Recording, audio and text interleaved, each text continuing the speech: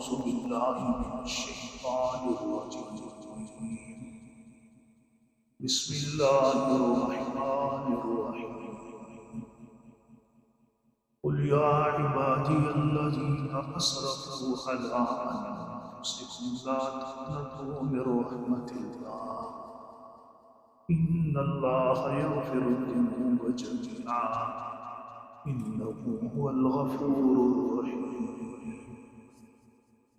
قال الله تعالى في مقام آخر نبئ عبادي أني أنا الغفور الرحيم قال الله تعالى في مقام آخر ومن يعمل سوءا أو يظلم نفسه ثم يستغفر الله يجد الله غفورا رحيما صدقت يا رب العالمين.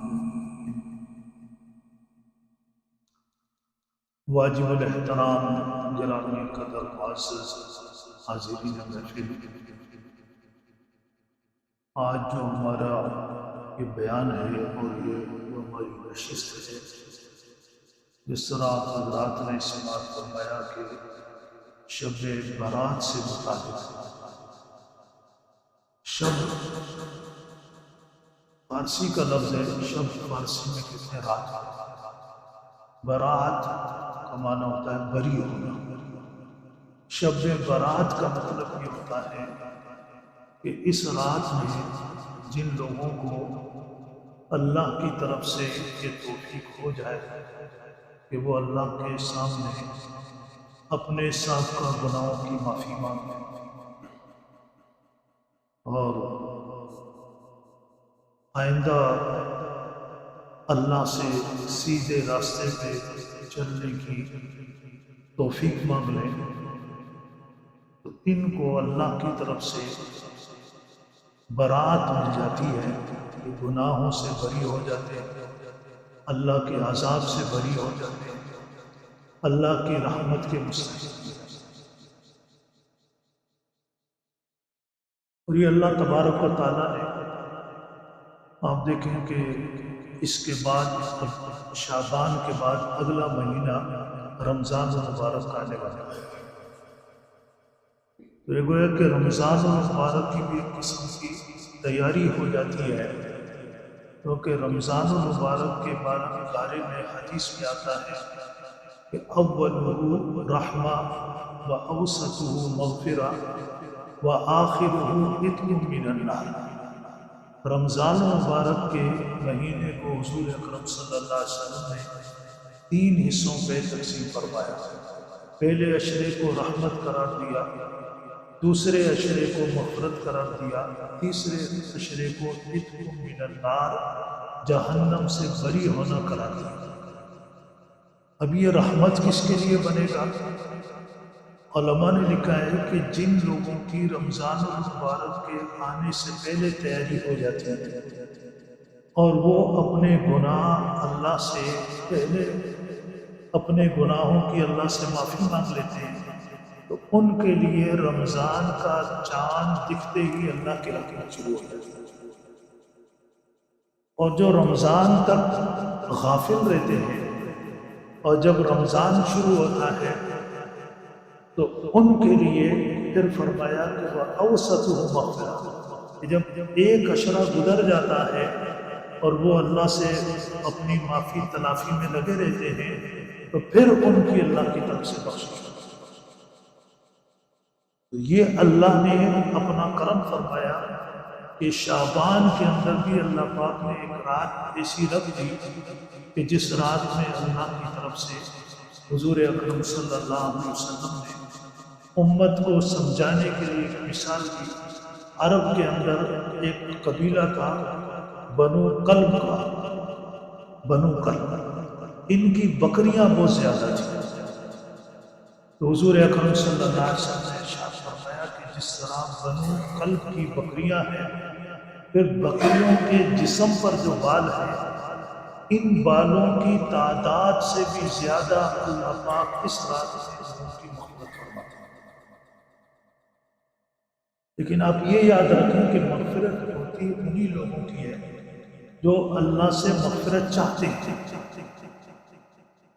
اس لیے اس رات میں جو حدیث مبارکہ میں نبی کریم صلی اللہ علیہ وسلم نے ترغیب دی کہ لوگ اس رات کے اندر جاگیں، عبادت کریں، کیونکہ جب انسان عبادت کرتا ہے تو عبادت کرنے والا جہاں اور بہت سے اذکار کرتا ہے، تلاوت کرتا ہے، نماز پڑھتا ہے، تو وہاں وہ ساتھ ساتھ میں اللہ سے اپنے گناہوں کی معافی بھی مانگتا ہے۔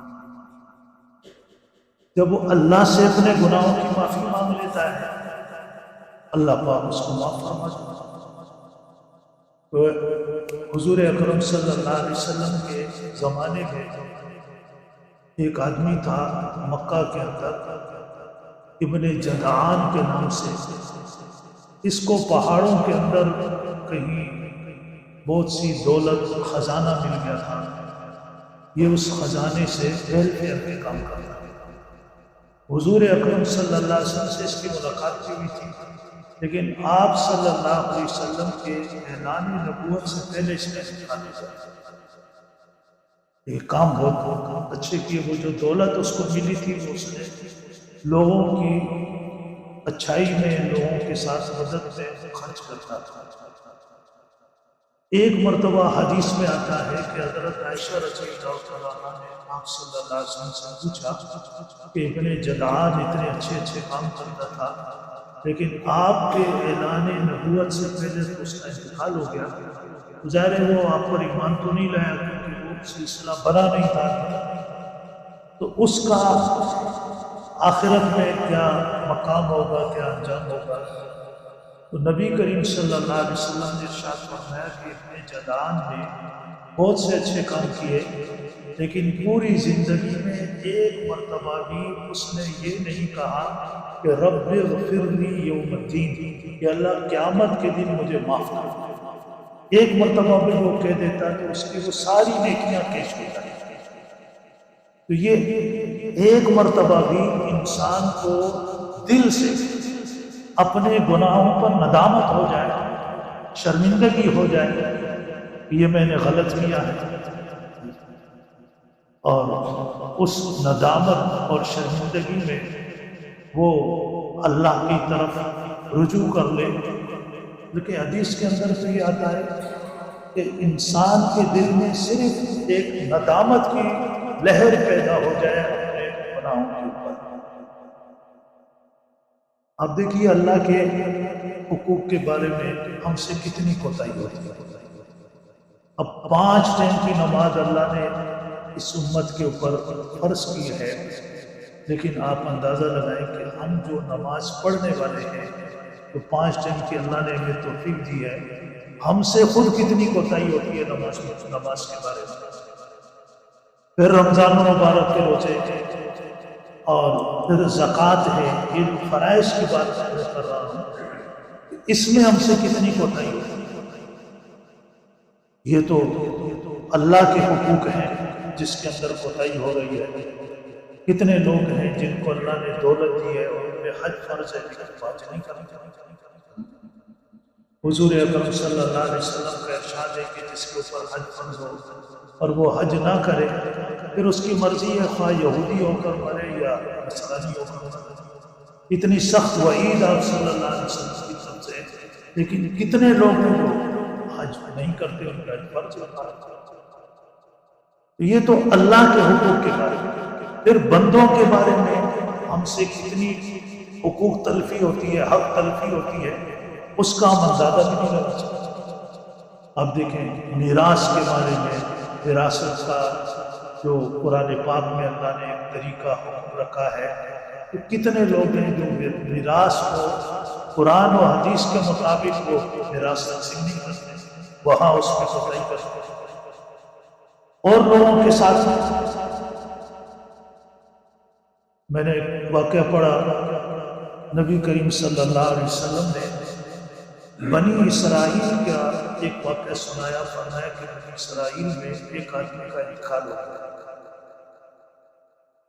انتقال کے بعد جب اس کو قبر میں رکھا گیا تو منکر نکیر جب اس کے پاس آئے سوال جواب کے بعد، اس کو کہا کہ تمہارا ایک گناہ ہے اور اللہ کا حکم ہے اس گناہ پر تمہیں 100 کوڑے مارے۔ وہ یہ سن کر کہ میرا کوئی گناہ ہے اور مجھے 100 کوڑے لگیں گے، اس نے چیخنا چلانا شروع کر دیا۔ فرشتے اس کو یہ دیکھ کر حیران ہو گئے۔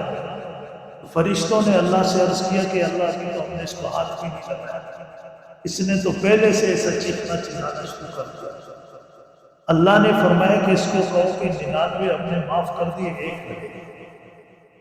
جب فرشتوں نے اس کو کہا کہ 99 معاف ہے، ایک لگے گا، اس نے کہا اچھا لگاؤ۔ جب ایک کوڑا لگایا، حدیث میں آتا ہے کہ اس کوڑے سے اس کی قبر میں آگ لگ گئی اور وہ اس آگ کے اندر پوری طریقے سے لپٹ گیا اور اچھی طریقے سے پوری طریقے سے اس میں جھلس گیا جلا۔ لیکن جب وہ کیفیت ختم ہوئی اور دوبارہ دعا سے جہنم کی آگ کا یہ خاصہ ہے، انسان جل کے ختم نہیں ہوتا ہے۔ ادھر تو ہے نا جلا اور راک بن گیا، ختم ہو گیا، پھر لوگ راک بنا کے کہیں دفنا دیتے ہیں، وہاں ایسا نہیں۔ وہاں کلما نضجت جلودہم بدلناہم جلودا غیرہا لیذوقوا العذاب۔ اللہ فرماتے ہیں جب یہ کھال جل کے راک ہوگی، ہم دوبارہ اس کو زندہ کریں گے، دوبارہ زندہ ہوگا۔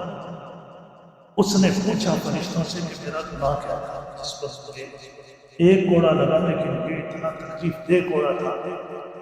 تو اس نے فرشتوں نے اس کو یاد دلایا کہ تم فلاں جگہ پہ کھڑے تھے، فلاں جگہ کھڑا تھا، تمہیں فلاں بندے نے مدد کے لیے پکارا تھا، تم نے کی تھی، کہا نہیں کی تھی، کر سکتے تھے یا کر سکتے۔ جب انسان کسی کی مدد کر سکتا ہو پھر کوئی اس کو مدد کے لیے پکارے، وہ اس کی مدد نہ کرے تو وہ گناہ ہے۔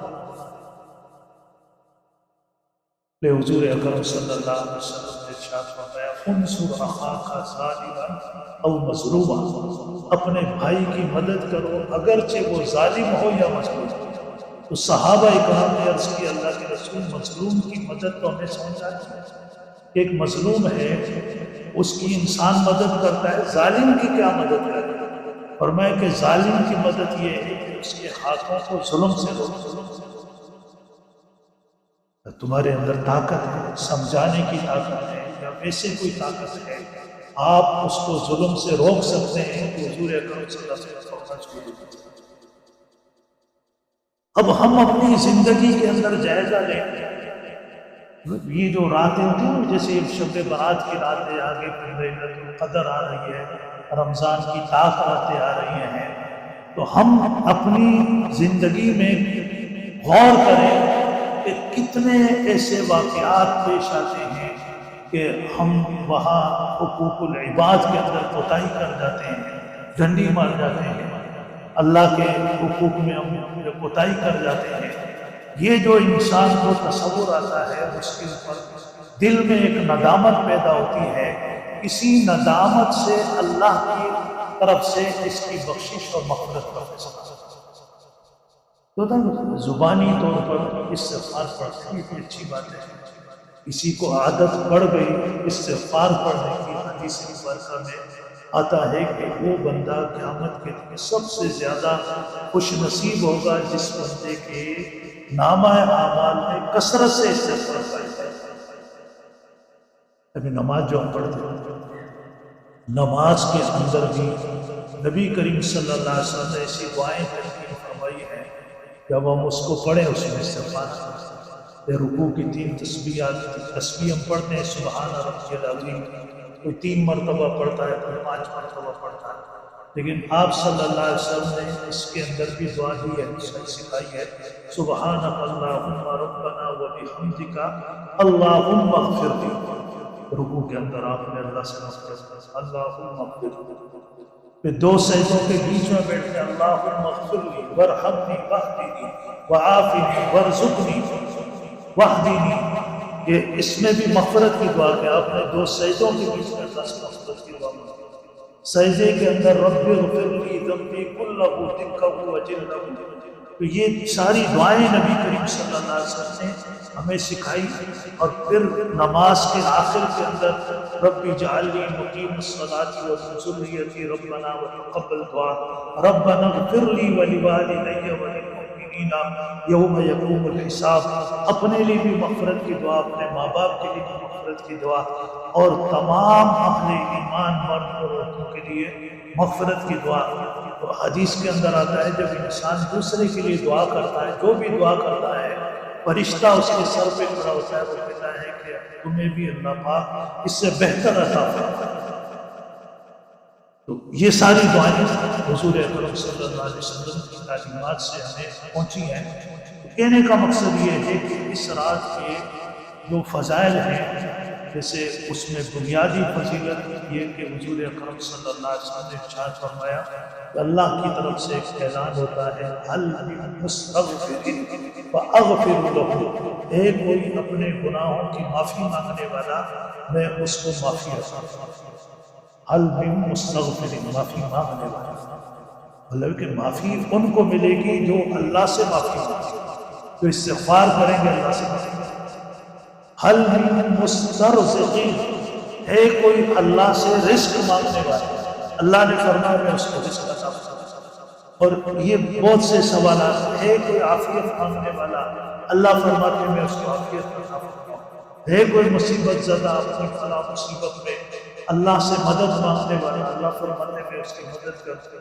اللہ کی طرف سے اعلانات ہوں اور انسان غافل ہو، اس کو پتہ ہی نہ ہو کہ یہ کوئی اعلان ہو رہا ہے اور میرے لیے اعلان ہو رہا ہے، کہ اللہ کے اعلان کے اوپر لبیک کہوں، میں بھی اللہ سے معافی مانگوں، گناہوں کی، اپنے رزق کی مانگوں۔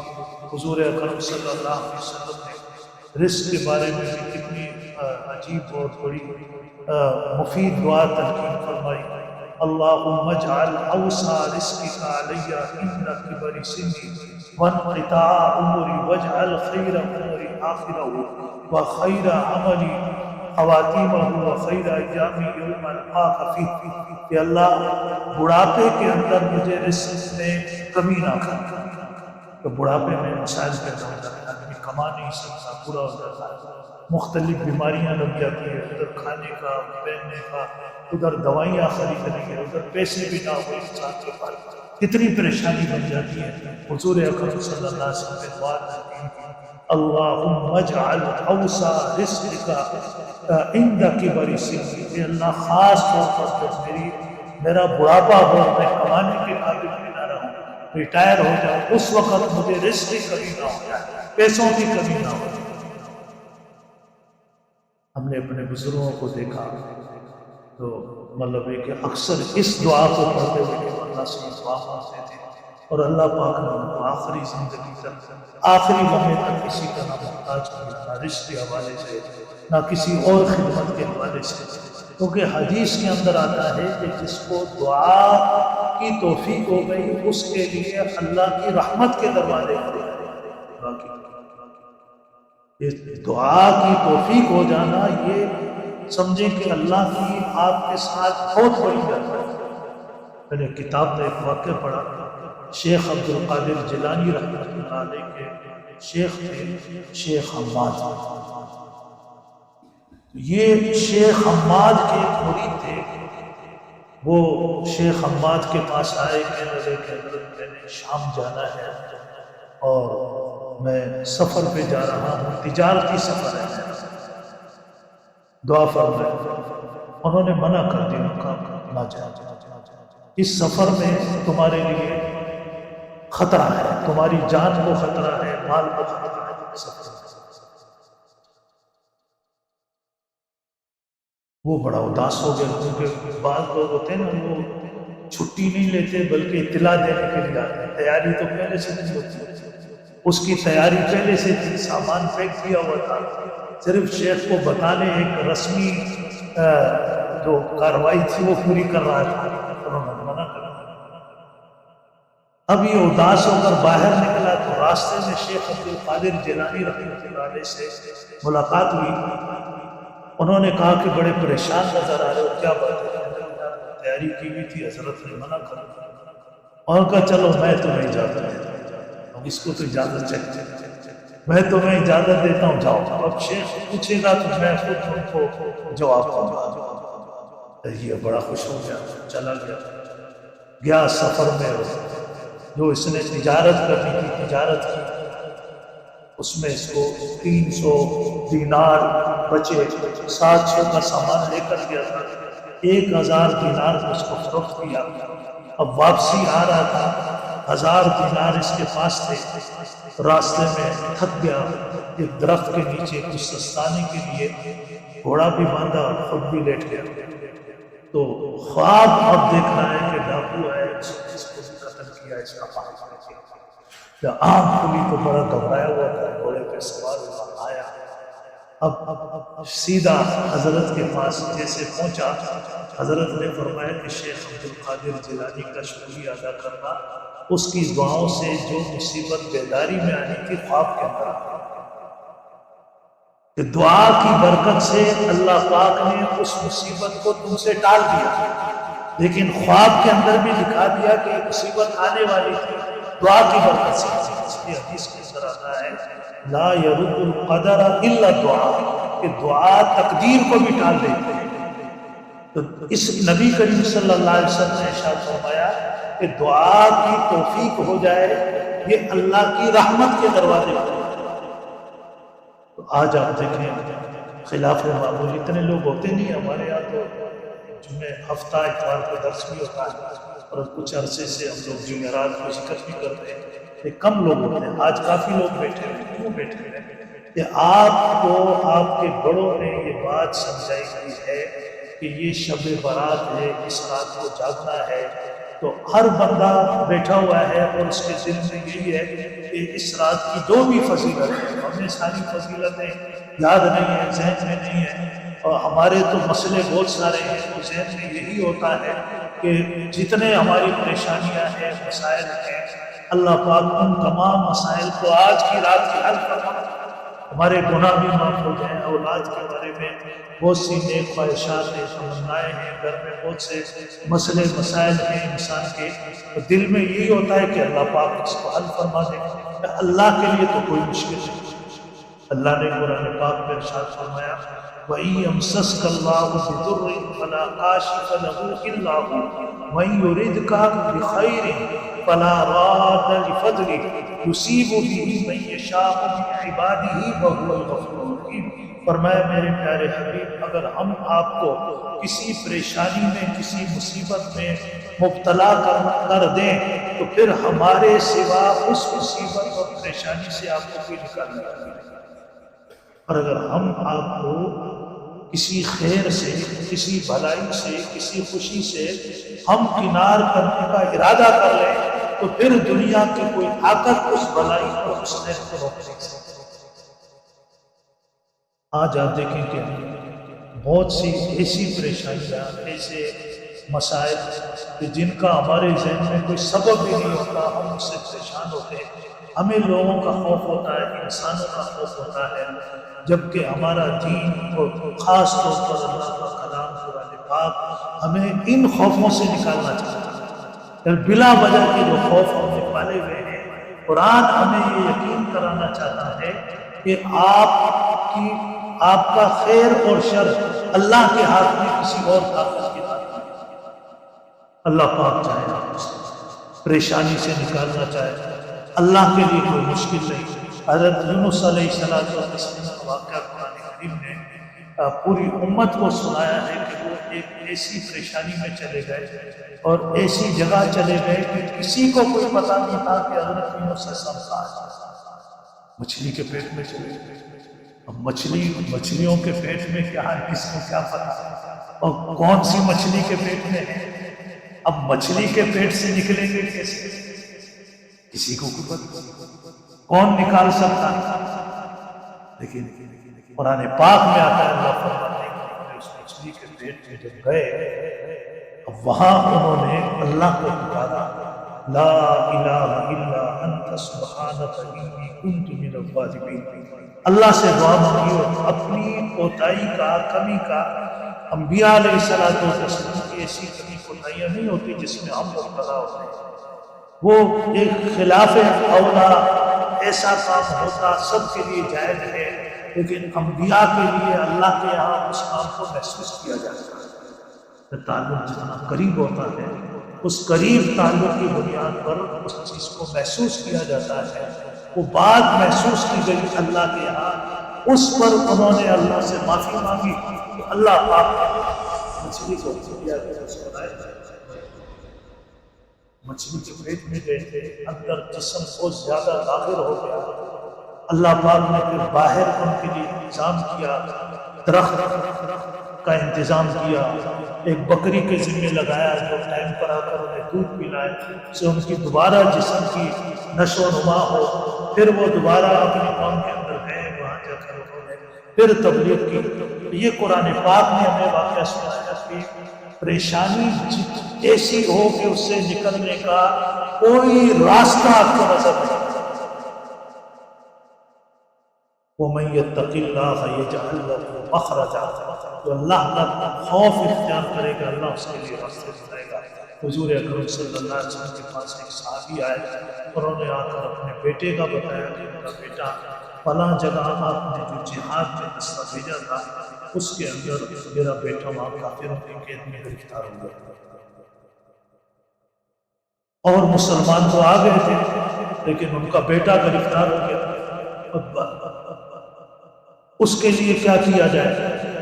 آپ نے فرمایا کہ تم کسی طریقے سے اپنے بیٹے کو میری یہ دو باتیں پہنچوا دو، ایک تو یہ کہ ان کو کہو کہ وہاں پر نماز کا، تقوی کا خیال رکھے، اور دوسرا لا حول ولا قوت الا باللہ العلی العظیم پڑھنے کا اہتمام کرے۔ اس نے کسی طریقے سے یہ دو باتیں حضور اکرم صلی اللہ علیہ وسلم کے بیٹے کو پہنچوائی۔ چند دن نہیں گزرے تھے کہ اللہ پاک نے اس کے بیٹے کی رہائی کا راستہ بنایا، اور رہائی کا راستہ بھی بنا اور ساتھ میں وہ 100 اونٹ بھی لے کر آیا۔ تو اس طرح کے جب وہ نکلنے لگا بس ایک اونٹ کھڑا ہوا، دوسرا کھڑا ہوا، تیسرا کھڑا ہوا، اونٹوں کی ایک قطار بن گئی، 100 اونٹ بھی اس کے ساتھ۔ اب وہ پہنچا 100 اونٹ، اتنی بڑی مالیت، وہ صحابی حضور اکرم صلی اللہ علیہ وسلم کے پاس آئے، اللہ کے رسول بیٹا بھی آ گیا، 100 اونٹ بھی آ گئے، ان کا کیا کرنا ہے؟ آپ نے فرمایا اللہ نے آپ کو جو کچھ آپ نے پڑھا، آپ کے بیٹے نے پڑھا، اس کے بدلے اللہ نے آپ کو رزق بھی عطا کیا۔ مطلب یہ کہ یہ جو اب ہم بیٹھے چند آپ نے باتیں بھی سن لی، اور اب اس کے بعد آپ انفرادی عبادت بھی کریں گے، دعائیں بھی کریں گے، یہ جو کچھ آپ نے سنا ہے تو یہ اس کا بھی بہت بڑا اجر ہے۔ حدیث کے اندر آتا ہے، بالکل صحیح حدیث ہے، حضور اکرم صلی اللہ علیہ وسلم نے فرمایا کہ جو بندہ قرآن پاک کی ایک آیت کو سمجھ لیتا ہے، جیسے میں نے آپ کے سامنے دو تین آیتوں کا بھی ترجمہ کیا، تو قرآن پاک کی آیت کو سمجھ لیتا ہے، وہ اس کے لیے 100 رکعت نماز نفل پڑھنے سے بہتر ہے، 100 رکعت نماز نفل پڑھنے سے بہتر ہے ایک آیت کا سمجھ لینا، اور ایک علم کا باب سمجھ لیں انسان، اس میں وضو کے مسائل ہو جاتے ہیں، نماز کے مسائل ہوتے ہیں، اس طرح کی بات، علمی بات، مسائل کی سیکھ لیتا ہے۔ حضور اکرم صلی اللہ علیہ وسلم نے ارشاد فرمایا 1000 رکعت نفل سے بہتر ہے۔ گویا کہ یہ جو آپ بیٹھے چند باتیں آپ نے سنی ہیں، یہ وقت بھی آپ کا انتہائی قیمتی وقت بن گیا، اور اب آپ نے نفل پڑھنے، تلاوت کرنی ہے، درود شریف پڑھنا ہے، جتنا آپ سے ہو سکے۔